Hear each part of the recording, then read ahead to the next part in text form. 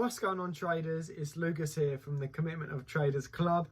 Thanks again for joining me over on Commitment FX. Thank you so much for the recent comments and likes on my past two videos. It has been great to see those videos doing very well. So thanks for your support on our relatively new channel.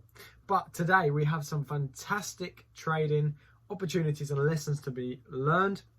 I'm going to be looking at the CHF JPY on how you guys can take better trades by understanding where the key levels in the market are so that you do not get stopped out prematurely. And just as a top tip, I will throw in some secrets that we teach over on the Commitment of Traders Club just for you to get better at this game. So traders, without further ado, I'll see you guys over on the charts. Okay, so over on the charts, CHF JPY, we're looking at this on the daily chart, and we are of course back testing, and we're looking around the 9th of September. So this is perhaps how some of you may have taken this trade. It's a popular pair to trade after all. So looking at the chart, what we can see is we've had a nice big bullish push to the upside, followed now by the retracement. So as any retail trader may be able to decipher, we are quite clearly in an upwards trending market. So we're therefore only going to be looking for buy positions. Now, as a retail trader, most of you guys will put your key level around this area here because we've had 1, 2, 3 taps and we're pushing upwards.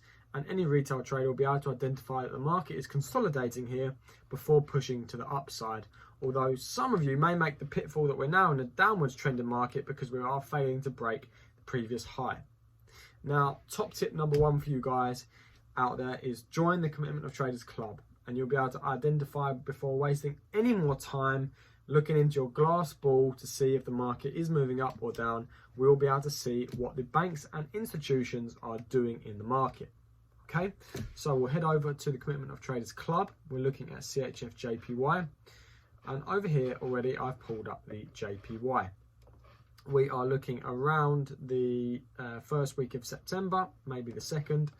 And overall, what we can see is the net positions are very much in favor of the shorts here. Now, this COT report is the JPY against the US dollar, and of course we're trading CHF JPY. But overall, the JPY is extremely weak in this case. We can see net positions are minus 60k to the downside.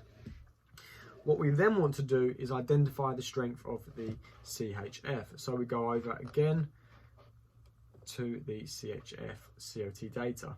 What we can see first week of September, second week of September, is that although the CHF against the USD has decreased in strength, it is nowhere near as weak as the JPY. You can see from previous that the institutions are having it around the 10k plus net positions, and they've only just recently dropped below break-even net positions, and they're now favouring the short side.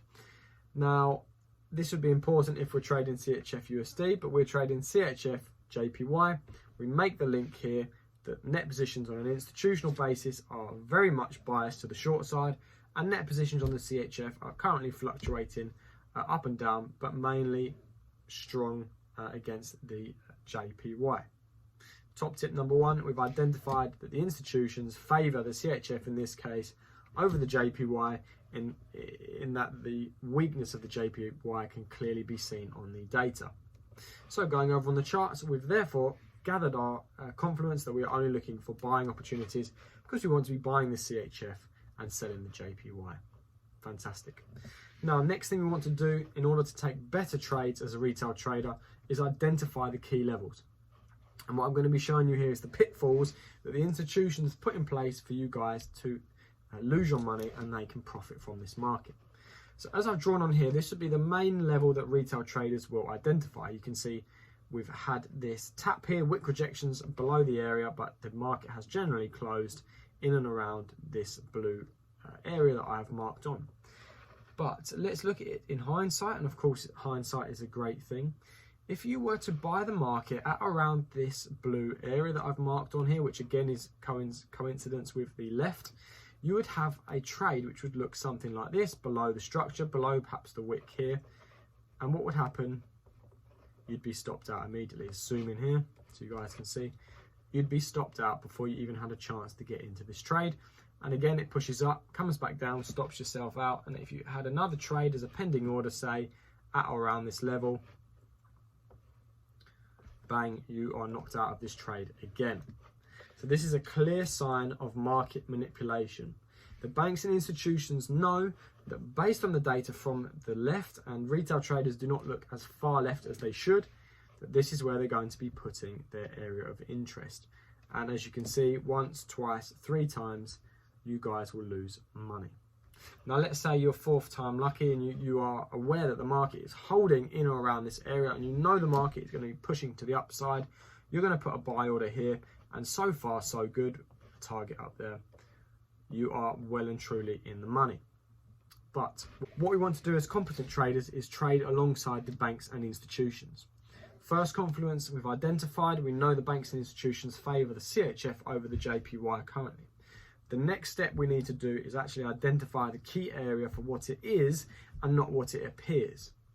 I want you guys to change the way you think about trading.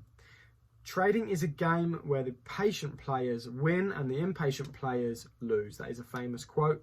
I cannot remember off the top of my head who said it. But if you're a retail trader, you'll get very panicky to see the market is hanging around this area. I want to buy it at this area to be stopped out immediately. But what I want you guys to do is take a step back and look at the market on a bigger picture. In doing so, we're going to use the weekly and the monthly time frame. So we'll use the weekly for now. And what I want you guys to see is the actual area of interest looks something like this. Again, this is the weekly. We're looking all the way back here. This is 2017, 2018, mid-2018. This is the overall key level which the banks and institutions are going to be looking at. They're not looking at the intraday key level, which we've marked up over here. They're going to be looking at the bigger picture. And in doing so, this is where the liquidity is built from the institutions. We can see in 2017, 2018, late 2018, even here in 2020. And again, the liquidity is strong in this area. It has pushed price to the downside once more. And we're now looking, basic technical analysis, for this resistance zone to turn into support. Okay? So we've identified the key level by zooming the chart out and looking at the bigger picture, which most retail traders do not do. So what we can now expect is we can now expect the market to melt to the downside. They're going to tap those retail traders out once more, get their liquidity, and then price will look to push back to the upside around this area. So let's spectate the market and see what happens. Again, we'll monitor a trade if you were retail trading at this area.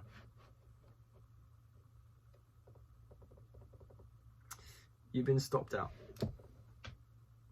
Okay, price has now come to our area of interest as anticipated, but what we're seeing here is we're having this very strong bearish push to the downside. We want the market now to show signs that this bearish move is depleting and that the bulls are stepping back into the market. We're at the 17th of September. We can just double check our COT data once more. So 14th would still be it.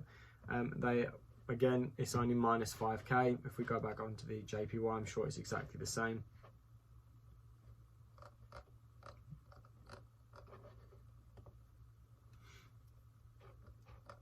JPY, mid-September, massively to the downside, minus 60k positions in favour of the short side. So we've got our confluence once more that this is the area that the market is going to push to the upside based on COT data and also previous liquidity zone. Okay, here's our first sign that the market is starting to reject. We've got this very nice candle formation here, strong wick, small body, it's an indecision candle. What we want to do is wait for the market to shift, but we can drop down now onto the 4-hour. There's our nice rejection candle. Again, traders, we don't all make the first move in the market. We can't be first, but we can wait for that confluence. So what we'll want to do is wait for the market to break above for us to enter. Okay, we've broken above. We can put in a market order to buy. Stop loss, we're going to have it just below this area here, and we are going for a 1 to 3. as standard, but we have analysed the market correctly and we're going to at least have it up to this area, making it a nice almost 1-to-9 trade. Let's see how the market plays out.